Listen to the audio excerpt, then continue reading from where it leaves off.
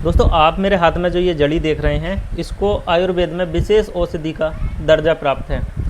अगर आपको काफ़ी लंबे समय से खांसी बनी हुई है, खांसी सूखी हो या बलगम वाली, ठीक नहीं होती, तरह तरह की अंग्रेज़ी दवाई खाकर परेशान हो चुके हैं, इंजेक्शन वगैरह भी लगवा लिए हैं, लेकिन आपकी खांसी में कोई फ़र्क नहीं है, तो ऐसी स्थिति में आपको करना क्या है, इन 2 जड़ी को कूटकर पाउडर बना लेना है और शहद में मिलाकर सुबह शाम चाट लीजिए। आपकी पुरानी से पुरानी खांसी हमेशा के लिए ख़त्म हो जाएगी, खांसी चाहे गीली हो या सूखी हो।